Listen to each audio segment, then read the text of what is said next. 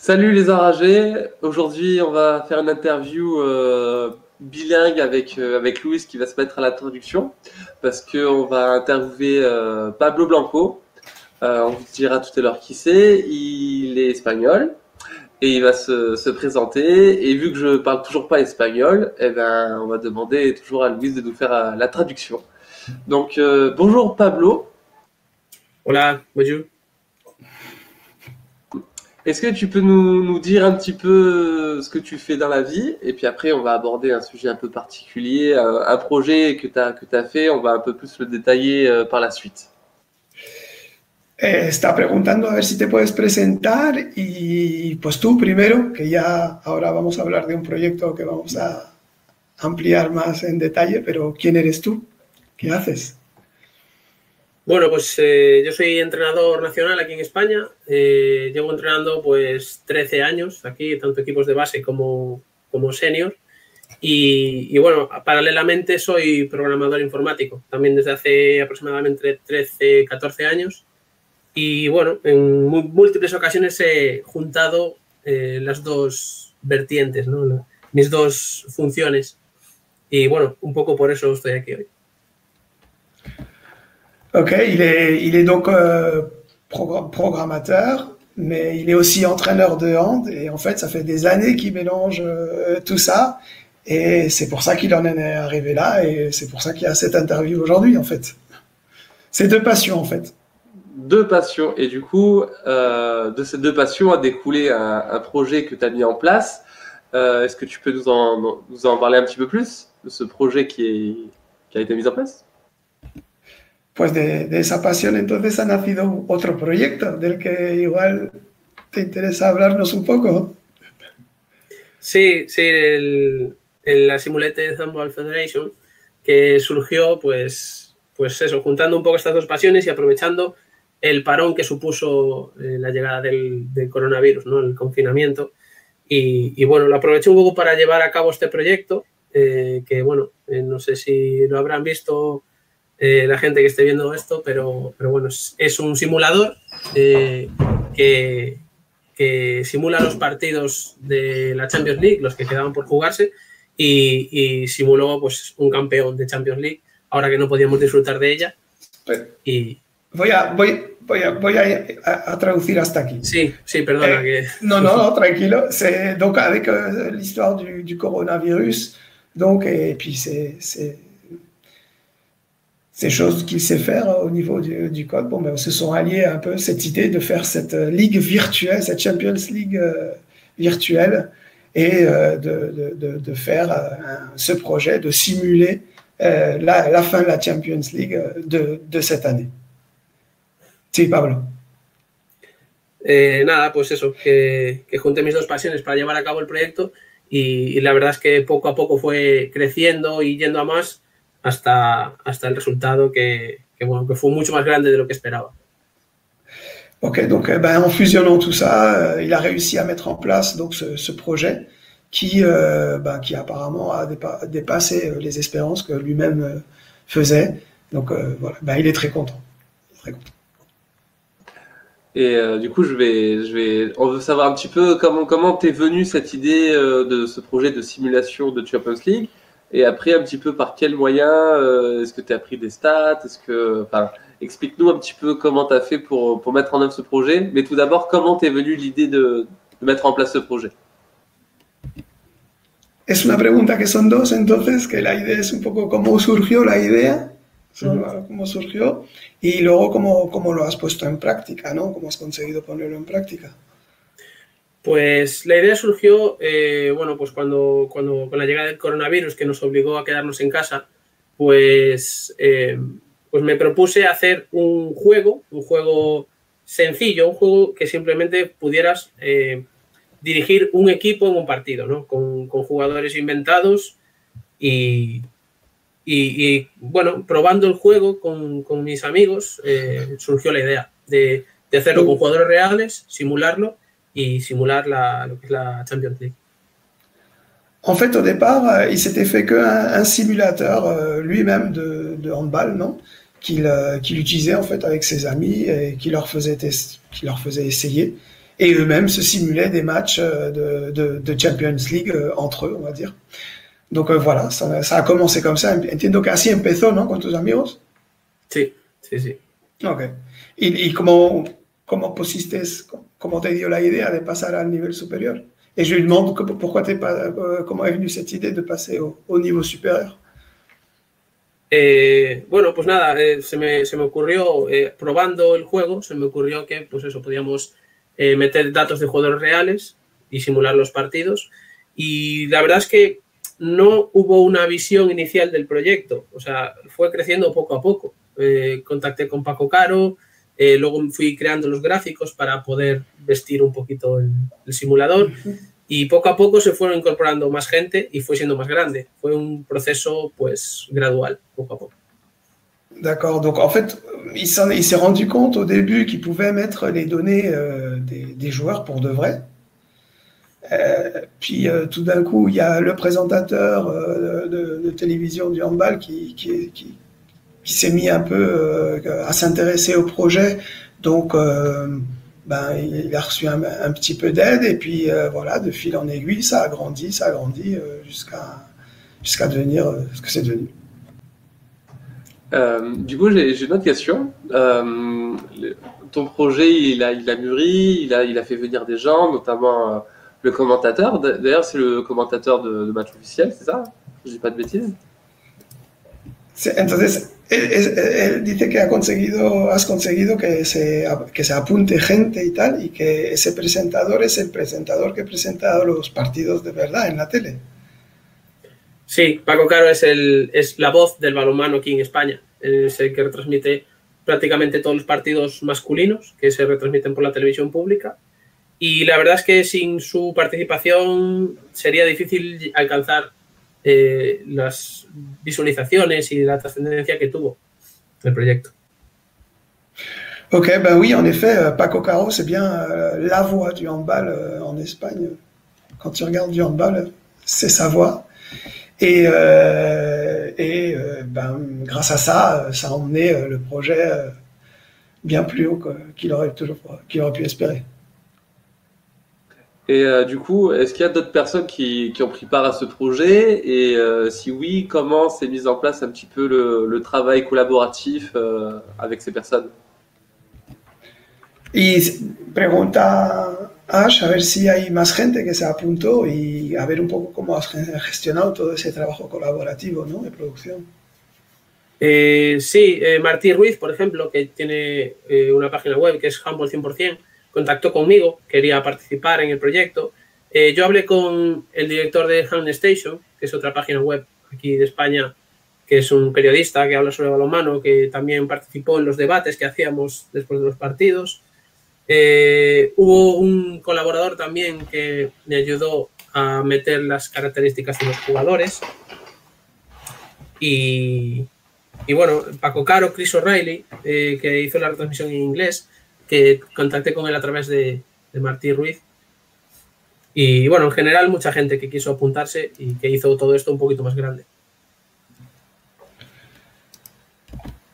Alors, ça va être peut-être difficile pour moi de répéter tous les noms qu'il a répétés. On va essayer on mettra la liste dans la description, peut-être. Mais pour résumer, en fait, c'est des gens qui ont des blogs, qui ont des pages web, influents comme ça dans les médias autour du handball. Il parle de Chris O'Reilly, qui est plutôt parce qu'ils l'ont fait en anglais, justement, qui a donné une autre dimension aussi. Voilà, donc tout le monde est arrivé peu à peu, pareil, de fil en aiguille, je dirais, et pour au final faire cette grosse équipe de gens avec qui ils travaillaient déjà sur d'autres projets pour faire des commentaires de matchs ou des choses comme ça, surtout les personnes espagnoles qui l'ont aidé, quoi. Que du coup, je présume qu'il y a eu aussi le confinement en Espagne, et du coup, pour travailler à distance, il y a eu des choses un peu spéciales qui se sont passées. Comment ça s'est un peu organisé? Claro, con esto del COVID y con esto de tener que trabajar a distancia, pues seguramente que las cosas no han sido un poco como siempre, ¿no? Has tenido que adaptarte un poco a la situación. ¿Y cómo fue? Pues sí, todo el trabajo que hemos hecho ha sido a través de videoconferencia y luego he tenido que montar los vídeos utilizando los archivos de las llamadas y bueno, esta forma de trabajar también nos ha permitido pues contar con gente que colabora como jugadores como Ángel Fernández o como Pedro Rodríguez que se sumaron al proyecto. D'accord. Donc en fait, lui, un peu comme nous, donc il a utilisé beaucoup la vidéoconférence et tout ça. Mais en fait, il a quand même mis de l'édition de vidéo. En fait, ce qu'il faisait, c'est qu'il s'enregistrait en même temps. Et il rajoutait ça. Il rajoutait la prise du téléphone à la vidéoconférence. Mais surtout que grâce à ça, ils ont pu collaborer avec des joueurs de première division. Voilà, il y a plein de monde qui, grâce au coronavirus, a pu participer. Comme quoi, on n'a pas fait que n'importe quoi pendant cette période. Et du coup, une petite question comme ça pour retomber un petit peu dans le sujet. Est-ce que tu as des petites anecdotes rigolotes ou marrantes ou improbables ou impromptueuses qui se sont passées pendant cette période? Bueno, pues a ver si tienes alguna anécdota graciosa resultante un poco igual del COVID o en general, ¿no? Sobre un poco lo que os ha pasado, que seguramente que os han pasado muchas cosas. A ver, os puedo contar una situación que se nos dio cuando estábamos simulando un partido, que yo creo que era un partido del Veszprém y estábamos haciendo la grabación y de repente apareció como central del Veszprém Jim Gottfridsson, que claro, es de otro equipo y claro, nos quedamos muy flasheados. No sé muy bien por qué ocurrió, a nivel de programación lo estuve investigando, no sé por qué ocurrió, pero tuvimos que volver a empezar el partido. Yo creo que fue el único partido que tuvimos que volver a grabar. ¿Y fue cuando justo entró este chico? ¿Cómo? Que entró Jim Gottfridsson en el partido y sí. petó. No petó, pero claro, tuvimos que pararlo porque es un jugador de otro equipo y de repente fue un partido vale, perfecto, ok, perfecto. Sí, es de Flensburg, vale. Y apareció jugando en el Veszprém, entonces, no sé, fichaje de última hora o algo así. D'accord. Donc, vu que je connais pas exactement les noms, et toi, c'est pas toi qui va m'aider, H. Alors, juste avant que tu fasses la traduction, je sais pas, j'ai pas tout compris, mais en tout cas, avec son visage, on a compris que ça avait l'air sympa, quoi. Je vais te laisser faire la traduction. Non, mais en fait, ils étaient pendant un match de Veszprém où il y a un joueur que lui appelle Jim Gottfridsson. On trouvera son nom, on trouvera sa photo, mais qui est de Flensburg et qui tout à coup est apparu dans l'équipe de Veszprém. Donc voilà, en plein direct, ça la foutait mal et donc ils ont dû refaire le direct. Voilà. Ils ont bien rigolé apparemment. Est-ce que du coup, à travers ce moment où tu as pu faire avancer ton projet, tu as pu développer certaines compétences que tu n'avais pas avant et c'est des compétences que tu pourras éventuellement réutiliser pour ton futur travail parce que juste un petit peu avant, tu nous disais que ça allait un petit peu avancer dans tes projets personnels. Est-ce que ces compétences sont réutilisables par toi, mais aussi sont réutilisables par d'autres personnes? Un petit peu, comment tu te sens de partager ce que tu as développé pendant cette période? Question un peu longue pour pas grand-chose au final, mais ça soit bien clair. Pregunta un poco si a través de este proyecto has adquirido tú unas competencias de más para igual tu vida profesional incluso, o incluso si tú has ayudado a gente a adquirir competencias para otras cosas, o si lo verías incluso en general aplicable a que la gente a través de hacer cosas o proyectos así, pues es también bueno en general porque... Sí, a ver, yo creo que lo que más he sacado de este proyecto ha sido que ha sido muy interesante programar lo que es un partido de balonmano desde cero, ¿no? Porque me ha obligado a analizar mucho el juego, cómo ocurren las cosas, por qué ocurren las cosas, por qué los jugadores toman algunas decisiones. Al tener que programarlo desde cero, digamos que tienes que cuestionarte todo lo que ocurre en un partido y eso me ha dado una visión, yo creo que más con más detalle de lo que es la táctica, el juego en general. Voy a empezar por esto, sí. Sí. Bien sûr, le fait de programmer en fait un match de hand entier lui a obligé en fait d'analyser ce qu'est un match entier dans tout, pourquoi en fait des décisions qu'on n'imagine même plus qu'on prend parce qu'on les a tellement automatisées, quoi. Lui, il est obligé de prendre en compte des décisions qu'on a automatisées chacun dans le jeu, et c'est très vaste, et donc ça amplifie la vision sur le handball de programmer un jeu de handball. Luego, otra cosa que también he aprendido bastante, aunque no vaya a aplicarlo a nivel profesional, pero claro, yo nunca he retransmitido un partido y poder hacerlo al lado de un profesional como Paco Caro me ha servido para aprender muchas cosas a nivel comunicativo, ¿no? De cómo expresarme, de cómo narrar un partido.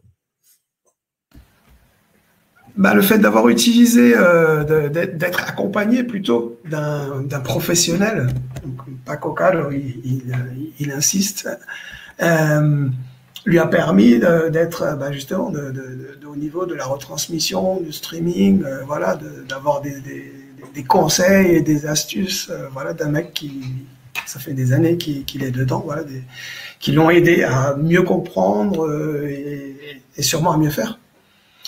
¿Algo más sobre las competencias adquiridas, igual o a otros?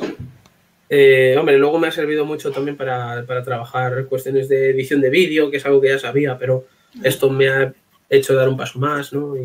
Y bueno, a nivel de programación también. Es un proyecto bastante complejo y he tenido que... La experiencia también me ha hecho crecer a ese nivel. D'accord, il a dû, en fait, en édition de vidéo aussi, vu qu'il a édité au final, le résultat final, c'est de l'édition de vidéo. Donc là aussi, il voulait s'améliorer et il s'est bien amélioré, donc il est content. Ça lui a servi dans plein de choses. Et du coup, on m'entend ? Oui, on m'entend. Et du coup, est-ce que ces compétences que tu as développées, elles t'ont, enfin, je me doute un petit peu de la réponse, mais dans quelle mesure elles t'ont apporté plus dans ton rôle ou dans ton métier d'entraîneur? Et est-ce que tu penses que c'est des compétences abordables par d'autres entraîneurs qui sont pas issus un petit peu du monde informatique? Se centra más en tus competencias como entrenador, si crees que las ha amplificado y también en qué en otros podría ayudar una experiencia similar. Bueno, el primer punto que comenté antes, ¿no? Que te da una idea nueva de entender el balonmano a otra profundidad. Y luego yo creo que a nivel de balonmano lo que más he sacado también ha sido los contactos y conocer gente del mundo del balonmano que ha querido participar y yo creo que es eso. O sea, yo creo que a nivel de aprendizaje, bueno, a nivel de aportación, yo creo que se ha alimentado más el proyecto de mis conocimientos que mis conocimientos del proyecto. D'accord. Surtout, cette idée d'avoir analyser un match tellement profondément, de pouvoir le programmer, non? Mais aussi beaucoup de contacts, non? Beaucoup de contacts qui ont surgi grâce à la diffusion et à la répercussion qu'a eu un peu le projet. Mais quant aux connaissances, c'est quand même le projet qui a réussi à avoir les connaissances de Pablo, on va dire, au final. Il a réussi à en récupérer beaucoup de choses, mais au point de vue technique, c'est quand même, voilà, c'est le projet de la fédération qui a récupéré en fait les connaissances de Pablo. Il voulait le présenter comme ça aussi. Et du coup, si tu avais 1 ou 2 ou 3 conseils à donner à des personnes qui voudraient un petit peu se lancer ou profiter ou bénéficier, pas forcément profiter, mais plutôt bénéficier du travail que tu as fait, est-ce que tu aurais des conseils à leur donner pour se lancer un petit peu dans ce mode de fonctionnement, faire des projets mais peut-être à moindre mesure, enfin chacun a ses compétences, mais voilà. Est-ce que tu aurais des conseils à donner à des gens qui voudraient se lancer dans ce genre de projet? La pregunta es si le ha costado formularla porque es como muy complejo, ¿no? No es alguien que quiera hacer lo mismo que tú, ¿no? Pero ¿cómo tú aconsejarías a alguien que quiere emprender cosas en el estilo que tú has emprendido, ¿no? Que entiendo que también tienes otras herramientas como la pizarra de coach, que las pondremos en comentario, que entiendo que es ese tipo de gente que quiera hacer ese tipo de cosas o que se quiera lanzar intentar desarrollar ese tipo de cosas. A ver, yo lo que diría es que la gente le perdiera el miedo a afrontar este tipo de proyectos, porque vistos desde el principio, antes de empezarlos, pueden ser abrumadores, todos lo grandes que pueden ser, pero al final yo creo que están al alcance de cualquiera que quiera dedicarle tiempo y esfuerzo. Y yo creo que cuando haces algo de este estilo en el que no vas a obtener un beneficio, digamos, inmediato, económico, lo que sea, pero sí que te van a aportar a nivel de aprendizaje. Y yo creo que hay mucha gente que se pone trabas a sí mismo a la hora de hacer estos proyectos. Y yo el consejo que le daría a la gente es que se animara y se lanzara, porque al final si queremos que el balonmano crezca, depende de todos. Ok. Là, il a été clair et concis, parce qu'en fait, l'idée, c'est faut s'enlever la peur, non? Faut s'enlever la peur de que les choses elles sont peut-être trop compliquées ou trop tard, parce qu'en fait, ça revient que c'est juste une question de travail, d'effort, voilà. Tu arrives où tu arrives, non? Et surtout quand tu fais les choses pas avec une visée économique, tu vois, ou au moins qu'elle soit pas instantanée, ou de suite tu vises pas un retour économique de suite, non? Surtout si t'as pas cette pression-là, c'est intéressant parce que tu gagnes bien plus justement que des choses économiques, non? Tu apprends à mieux analyser, mieux comprendre, pouvoir ensuite peut-être aider d'autres gens sur d'autres projets parce que tu as pris une petite partie qui peut... Voilà, ça... Et surtout, ça aide le handball en général. Parce que c'est qu'en faisant des petites... Enfin, c'est qu'en apportant chacun, nous, un peu, qu'on peut aider le handball en général. Et du coup, là, ma question elle va être encore beaucoup plus rapide parce que j'ai eu le temps de réfléchir à la suite et ça fait écho à ce qui va se passer. Et en termes purement pratiques, est-ce qu'il y a des choses que tu vas réutiliser dans tes séances par rapport à comment on a bien compris que en analysant bien le match, bah, tu as compris certaines choses et tu as développé une autre vision de la chose certainement. Est-ce que ta vision du handball sur des séances d'entraînement, elles vont changer? Et est-ce que tu vas avoir un apport un petit peu plus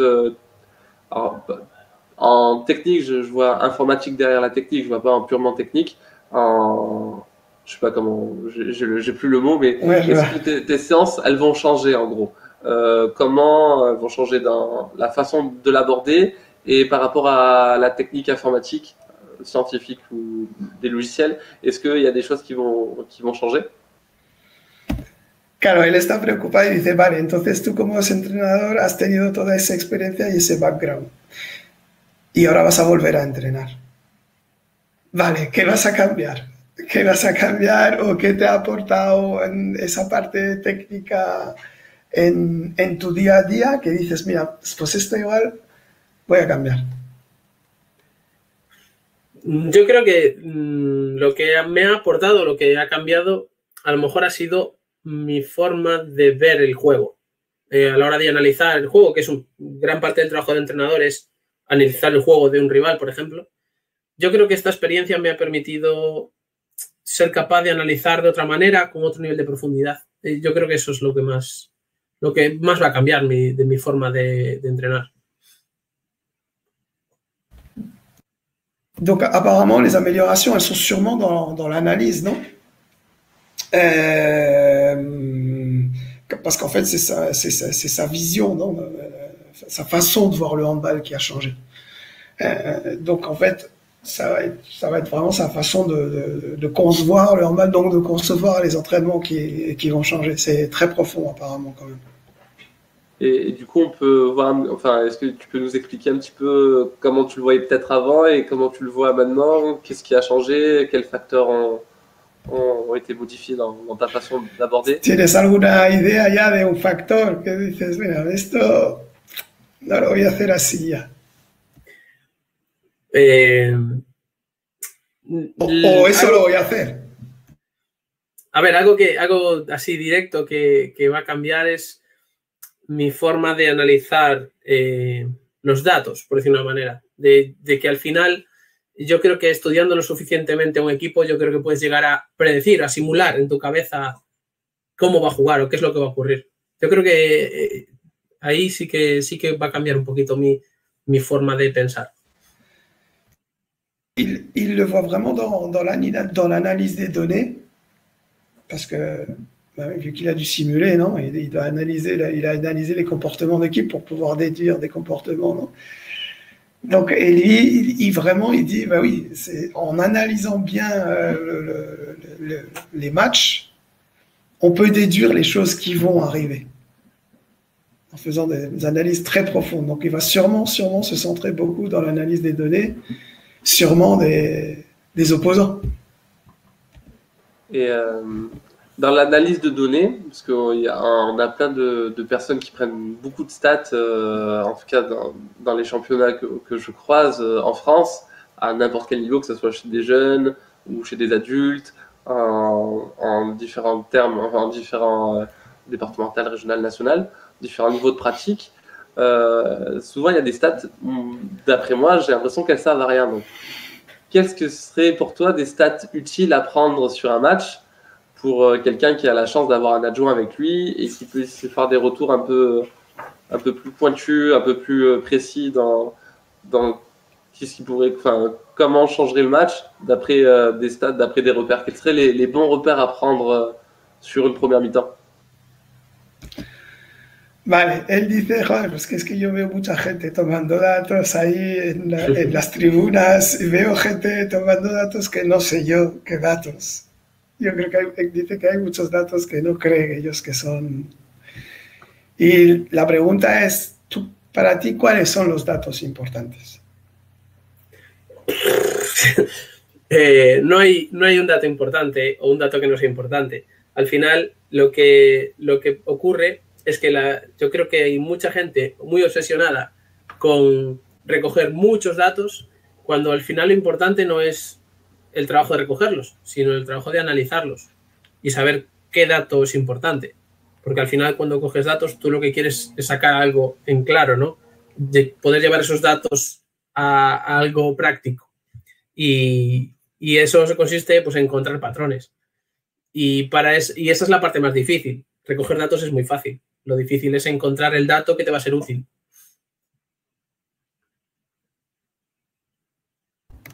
Vale. Donc, lui, l'idée, c'est que une donnée, c'est difficile de dire quelle est la bonne donnée, quelle est la mauvaise donnée. Il y a des gens qui s'obsèdent, je pense que vers là, elle allait ta remarque sur prendre trop de données. Le concept, pour lui, c'est de savoir de quelles données tu as besoin et pour en faire quoi. Et l'idée surtout, c'est de travailler sur des patrons. C'est une fois que tu trouveras des patrons qui se répètent, tu sauras quelles données trouver pour retrouver ces patrons-là. Donc en fait, c'est pas une donnée, sinon c'est un groupe de données avec un objectif clair. Ben, ouais. J'espère qu'on a aidé tous les adjoints qui prennent des stats sur les bancs et voilà, ciblez-vous sur un objectif. Et du coup, quel logiciel un petit peu est-ce que tu as utilisé pour faire tous ces recueils de données ou faire ce montage? Est-ce que tu peux nous parler un petit peu des logiciels que tu as utilisés?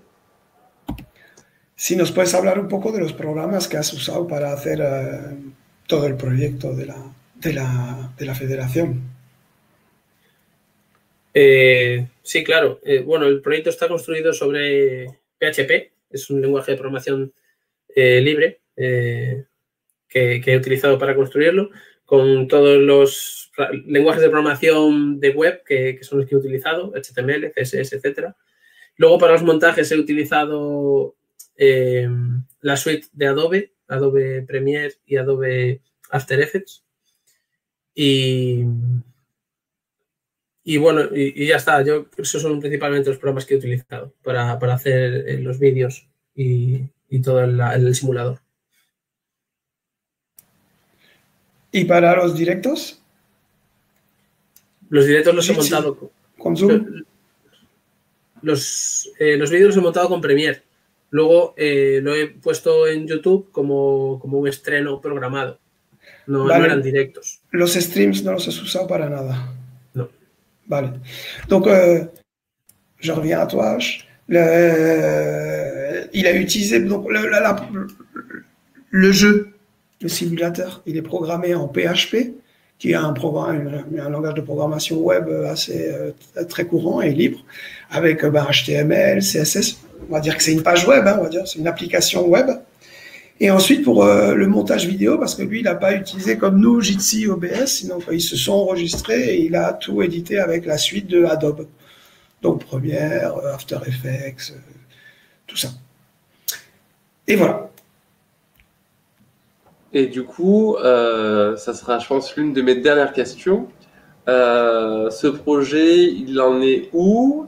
C'est quoi la suite? Est-ce que tu as d'autres idées pour apporter peut-être sur d'autres championnats, peut-être continuer à aller encore un peu plus loin? Comment tu verrais la suite? Enfin, juste, on en est où maintenant de ce projet? Et c'est quoi pour toi la suite ou pour ton groupe de collègues avec qui tu bosses? La pregunta es saber dónde estás ahora con la federación, con la gente con la que estés, cómo la ves en el futuro, si en otros deportes más profundo en el balonmano, pero sobre todo, pues, cómo lo tienes ahora y, pues, un poco tu visión por encima del futuro. A ver, la idea de este proyecto era poder darle a la gente algo de balonmano cuando la competición se paró. Ese era el principio del objetivo. Pero no sé qué más va a haber en el futuro, si vamos a volver a hacer algún proyecto similar, pero sí te puedo decir que tenemos un proyecto en mente ahora que vamos a llevar a cabo, que es un All-Star histórico. Es decir, vamos a juntar a los mejores jugadores históricos de cada posición, de cualquier época, y vamos a hacer 2 equipos y los vamos a enfrentar entre sí y vamos a ver qué nos dice el simulador que ocurriría. Yo creo que es interesante para juntar jugadores de diferentes épocas que de ninguna forma podrías verlos jugar juntos y de esta manera pues puedes simular algo parecido, ¿no? La fédération virtuelle, elle a été pensée pour le Covid, en fait, parce qu'on ne pouvait pas bouger, non? Donc, c'est pour ça que ça a été fait. Le futur, bon, c'est pas encore sûr ce qui peut arriver, mais il peut arriver plein de choses, c'est pas fermé. Par contre, il est chaud patate pour relancer un All-Star et faire jouer ensemble sur le même terrain des joueurs qui pourraient pas jouer ensemble. Puis qu'on peut mettre les statistiques des joueurs, on pourrait faire jouer Jackson contre Guigou, non, tu vois, ou des choses comme ça, ou même Jackson contre Prandy, plus jeune. Donc, et là, ouais, on pourrait vraiment faire, il pourrait vraiment faire quelque chose d'assez spectaculaire et d'assez innovant. Donc voilà, l'idée est lancée.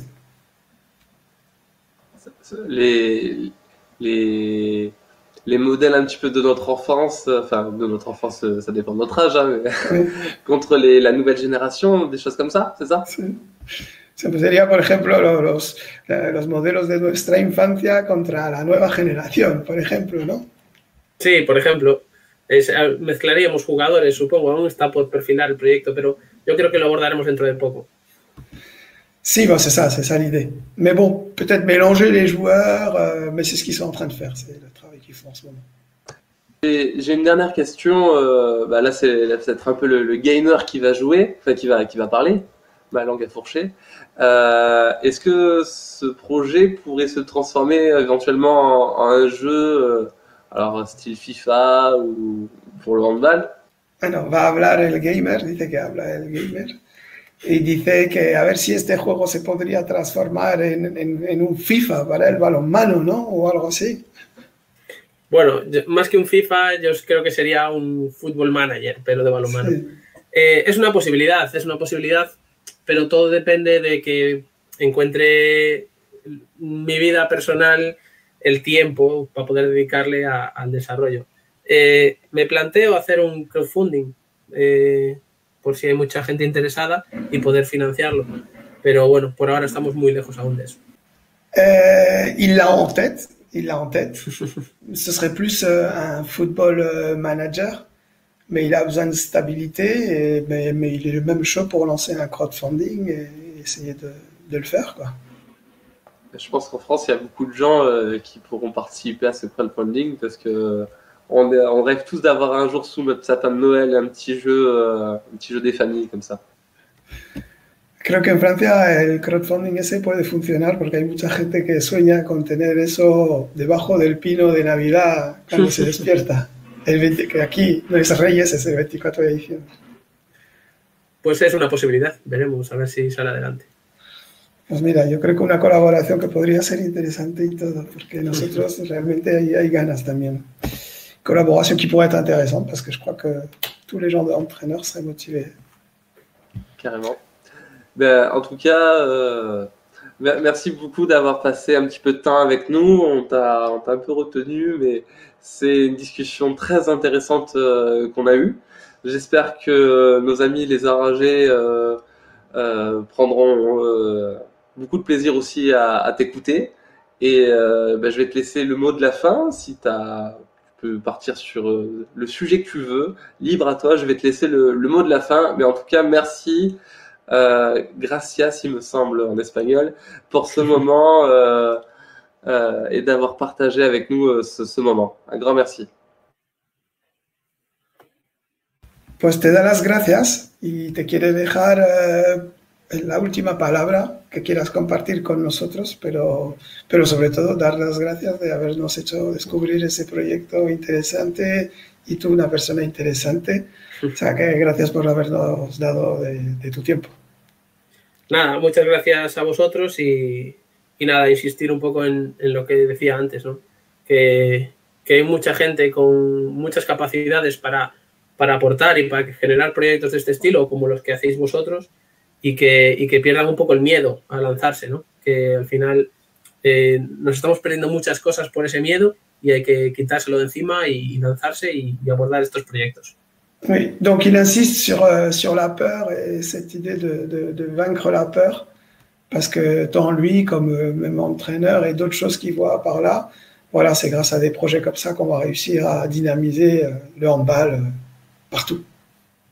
Voilà, ben c'est le mot de la fin, ben, gracias. Et j'oublie un autre mot aussi, bravo, parce que c'est du boulot et puis c'est plutôt très très bien fait. Donc félicitations. Gracias.